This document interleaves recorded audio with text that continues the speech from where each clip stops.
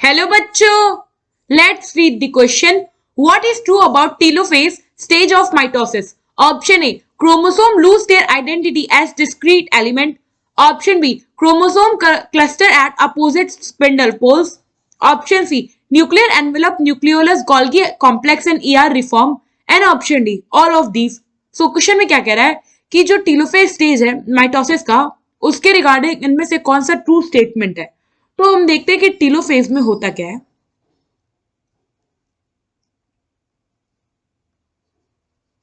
जो टेलोफेज है ये माइटोसिस का सबसे लास्ट स्टेप होता है.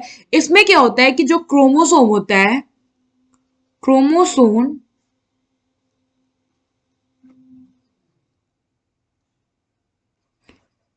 Chromosomes डिकंडेंस.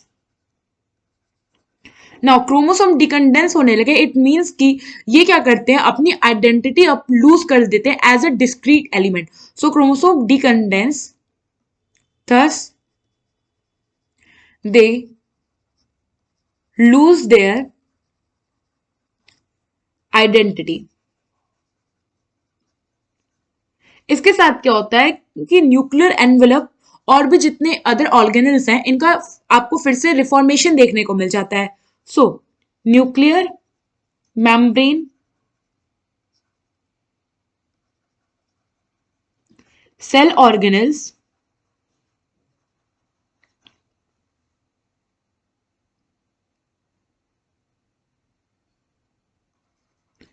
like Golgi body, mitochondria,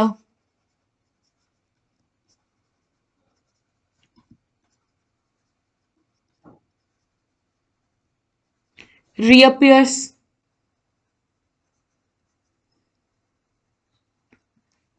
and यहाँ पे क्या होता है, आफ्टर एनाफेज, एनाफेज में क्या हो रहा था कि जो क्रोमेटिड थे वो अपोजिट पोल पे मूव कर रहे थे.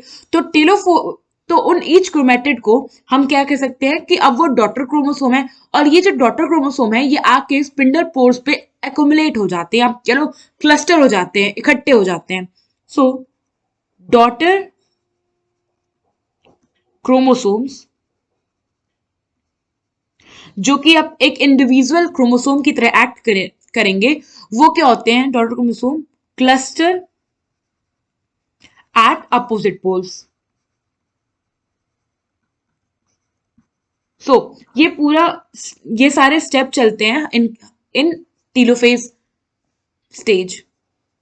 नाउ अब हम एक एक करके अपने स्टेटमेंट को रीड आउट करते हैं. तो फर्स्ट स्टेटमेंट में क्या कह रहा है कि जो क्रोमोसोम है वो अपनी आइडेंटिटी लूज कर देते हैं एज डिस्क्रीट एलिमेंट्स. सो ये हमारा स्टेटमेंट करेक्ट है, क्योंकि यहाँ पे क्रोमोसोम्स का क्या होने लगता है, डिकंडेंसेशन.